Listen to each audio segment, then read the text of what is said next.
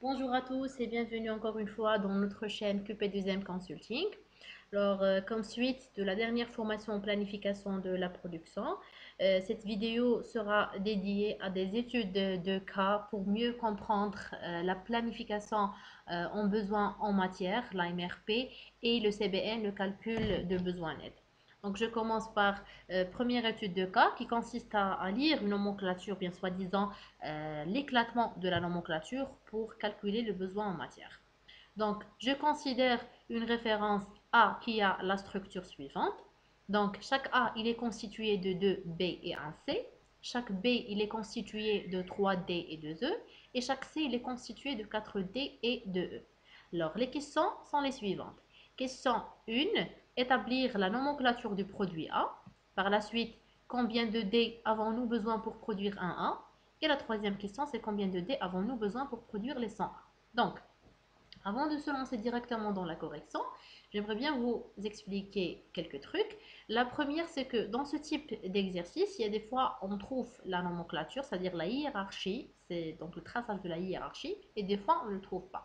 Donc, si jamais il n'y a pas la hiérarchie, c'est-à-dire la nomenclature, donc il faut la tracer. Et si c'est demandé comme question, c'est bien. Mais si ce n'est pas demandé, il faut la tracer comme ça pour comprendre et mieux visualiser la composition du produit A. Et dans les autres questions, donc j'ai demandé de calculer le besoin en D. Donc on va voir la méthodologie, comment ça va être le calcul. Et vous pouvez l'appliquer bien sûr par la suite pour le calcul en besoin en E. Donc je commence par la nomenclature. Donc la nomenclature du produit A est la suivante. Donc comme c'est mentionné dans le contexte, A il est composé de 2 B et un C. Et chaque B il est constitué de 3 D et 2 E. Et chaque C il est constitué de 4 D et 2 E. Donc à ne pas confondre déjà entre les coefficients. Donc ça c'est le pas de B il est constitué de 3 D et 2 E.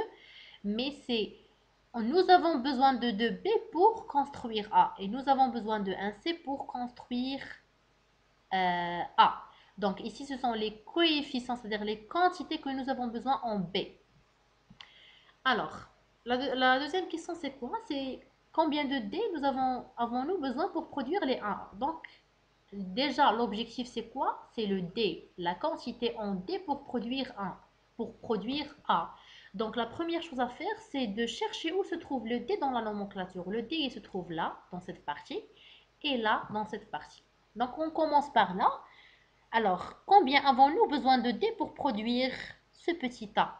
Nous avons besoin de combien? De 3 fois 2. Donc, on multiplie les coefficients du niveau le plus bas vers le niveau le plus haut. Donc, nous avons besoin de 6. Ici, nous avons besoin de combien? De 4 fois 1. 4 fois 1 qui est égal à 4. Donc, au total, nous avons besoin de combien? De 6 plus 4 qui est égal à 10. Donc, le besoin en D pour produire A, 1A est égal à combien? Est égal à 10. La troisième question, combien de D avons-nous besoin pour produire les 100A? Donc pour produire les 100A, on va juste multiplier le besoin en D pour produire un A fois 100 qui est égal à 1000. Donc voilà. Donc je passe aux deuxième étude de cas pour le calcul du CBN. Donc on considère la nomenclature suivante du produit fini. A, B. A est constitué de B et C. Et C il est constitué de D. Par la suite, nous avons comme données l'état de stock des différentes références de la nomenclature, avec le délai de lancement, avec taille de lot et le stock disponible. Alors à noter toujours que taille de lot, soit on aura des quantités qui sont fixes, soit on aura cette notion lot pour lot. Alors, pour vous expliquer lot pour lot, bien LPL, quand vous trouvez LPL, ça veut dire c'est une technique de lotissement qui consiste à lancer un OF qui est égal à BN, au besoin net. Voilà. Et par la fin, nous avons le besoin en A. Donc la question qui se pose, c'est en moyennant la méthodologie du CBN, proposer un planning qui sera détaillé pour produire la référence A. Donc avant déjà de se lancer dans le calcul, il faut toujours savoir que dans ce type d'exercice, il faut avoir 3 entrées, à savoir la nomenclature du produit dont on va calculer le CBN, l'état de stock avec ces informations, le délai de lancement, taille de lot et le stock disponible, et bien sûr le besoin en A. Donc, la méthodologie pour le calcul, elle est assez simple. La première chose, il faut éclater la nomenclature en des niveaux. Niveau 0, niveau 1 et niveau 2. Et on essaie pour chaque niveau de tracer un tableau qui contient les informations suivantes. Le besoin brut, l'ordre prévu, le besoin net, stock disponible et l'ordre lancé. Et bien sûr, il faut essayer d'injecter les informations qu'on a dans l'exercice pour remplir les tableaux, à savoir le temps de lancement, taille de lot et le stock disponible pour chaque référence. Et pour le premier tableau, on doit aussi injecter le besoin brut en A. Donc, nous l'avons déjà dans la troisième partie de l'énoncé de l'exercice. Très bien. Alors, on commence. Alors, la première chose qu'il faut faire, alors qu'il faut voir, c'est le besoin brut. Besoin brut, c'est 100. Le stock disponible, il est de 125. Donc, ici, j'ai 125 qui est supérieur à 100. Donc, le besoin net, il est de 0. Donc, 125 moins 100 est égal à combien? Est égal à 25. Très bien. Alors, ici, je n'ai pas de besoin. Donc, je ne vais pas toucher mon stock.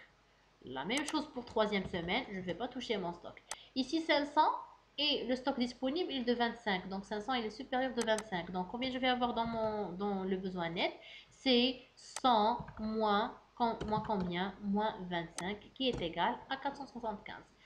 Taille de l'eau est égale à LPL, c'est-à-dire l'OF est égal au besoin net. L'ordre que je vais lancer est égal à besoin net. Donc je peux lancer 475. Mais quand est-ce que ça va être lancé? Ça va être lancé avant une semaine. Donc pendant la troisième semaine. Voilà. Combien je vais avoir dans mon stock? Le stock ici, c'est combien? C'est 25 plus 475, c'est-à-dire combien j'ai dans le stock. Et je vais soustraire le besoin brut qui est de 500, donc est égal à 0. Ici, je n'ai pas de besoin, donc je ne vais pas toucher le stock.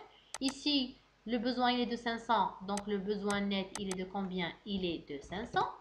L'ordre prévu normalement, c'est de 500 que je vais les lancer pendant la cinquième semaine. Donc, combien j'ai dans le stock? C'est de 0. Ici, septième semaine, j'ai le besoin brut, il est de 100. Donc, le besoin net, il est de combien? Il est de 100. L'ordre prévu, c'est de 100, LPL. Et je vais le lancer avant une semaine. Donc, le stock, il est de combien? Il est de 0. Ici, je ne vais pas toucher le stock. Et ici, c'est 95. Donc, le besoin net, il est de combien? Il est de 95. L'ordre prévu, c'est de 93, mais il est lancé en quelle date? C'est 8e semaine. Et voilà. Donc maintenant, mon tableau, il est bien rempli. Donc je passe à la référence B du niveau 1. Donc ici, vu que B, il est sous composant de A, donc j'essaye de copier la dernière ligne de l'ordre lancé dans le besoin brut de B. À noter ici que pourquoi les quantités, ça reste fixe? Parce que le coefficient de B, il est de 1. Mais si jamais le coefficient est égal à alpha, donc je dois multiplier ces valeurs-là par alpha et je les copie ici dans le tableau de la référence B. Donc, ici, le besoin brut, il est de combien? Il est de 0. Moi, le stock disponible, il est de 875. Donc, je ne vais pas toucher mon stock. Ici, c'est la même chose, 875. Ici, troisième semaine, le besoin brut, il est de 475. Le stock disponible, il est de 875. Donc, combien je vais avoir dans mon stock? C'est 875 moins 475 qui est égal à 400. Ici, je ne vais pas toucher mon stock. J'ai toujours mes 400 dans le stock. Ici, 500 est supérieur de 400. Donc, le besoin net, il est de 100. Est-ce que je peux lancer 100? Oui, parce que taille de lot est égale à 100. Temps de lancement, c'est de combien? C'est en 3 semaines. Donc, je vais la lancer ici. Combien j'ai dans mon stock? C'est 0. C'est 400 plus 100 qui est égal à 500, moins 500 qui est égal à 0.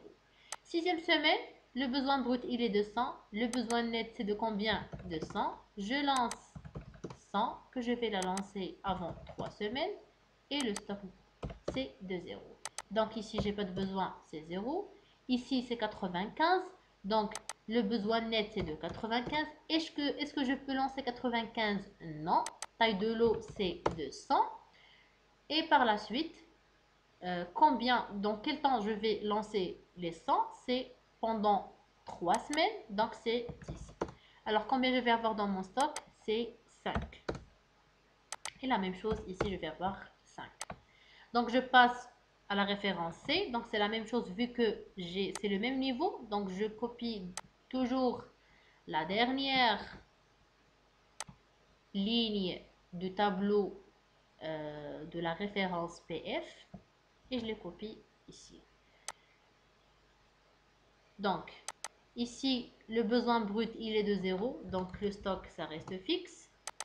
La même chose, ça reste fixe. Le besoin brut, il est de 475. Le stock disponible, il est de 55.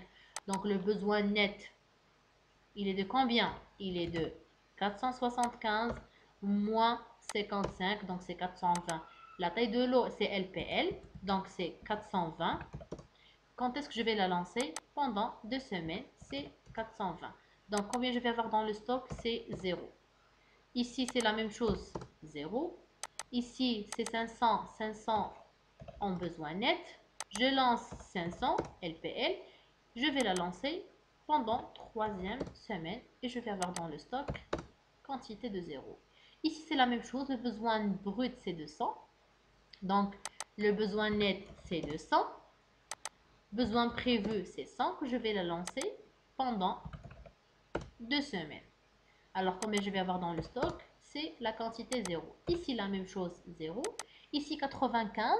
Donc, le besoin net, c'est de 95.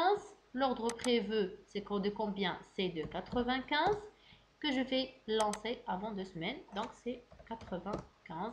Et ici, je vais avoir dans mon stock 0. Très bien. Alors, maintenant, je suis au niveau du dernier tableau du niveau 2. Donc ici, le D, c'est le sous-composant de C. Donc, je ne vais pas copier la ligne de la référence A, mais je vais copier la ligne du composant C. C'est ça. Donc, je copie cette ligne. Les coefficients sont de 1, donc les quantités restent fixes. Et je commence mon calcul. Alors, ici, le besoin, il est de 420. Le stock, il est de 900. Donc, je suis couvert. Donc, 900 moins 420 est égal à quoi? Est égal à 480. La même chose ici, 480. Ici, le besoin brut, il est de 500. Donc, le besoin net, c'est de combien? C'est de 500 moins 480, qui est égal à 20. Taille de l'eau, c'est de combien? C'est de 50. Donc, je ne peux pas lancer 20. Donc, je vais lancer 50. 50, je vais la lancer, c'est pour quand? Donc, temps de lancement, c'est une semaine avant. Donc, ici, c'est 50. Et combien je vais avoir dans le stock? Donc, c'est 420, 480 plus 50 moins le besoin brut qui est égal à 30. Très bien. 4e semaine, mon besoin brut, il est de 100. Le stock, il est de 30. Donc, le besoin net, c'est de combien? C'est de 100 moins 30. C'est de 70. Alors, taille de l'eau, c'est de combien? C'est de 100. C'est 100. Et les 100, je vais les lancer pour quand? Je vais les lancer avant une semaine. Donc, 130 plus ou moins 100, c'est 30. Ici, je n'ai pas de besoin, donc je ne vais pas toucher mon stock. Ici, le besoin, il est de 95. Le stock, il est de 30. Donc, le besoin net, il est de combien? Il est de 95 moins 30, qui est égal à 65.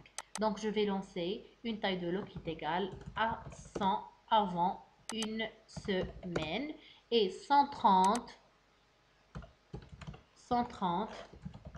moins 95 est égal à 35. Donc, voilà, je vais avoir un stock par la fin qui contient la quantité 35. Et voilà, donc c'est ça la méthodologie pour calculer le besoin net de la référence A et B et C et D. Donc, j'espère que les exercices sont assez clairs. Donc, si vous avez des questions ou bien des commentaires, n'hésitez pas à nous demander en commentaire. Et voilà, n'oubliez pas de suivre notre chaîne et de s'abonner pour que vous puissiez recevoir les nouveautés. Et merci pour votre attention.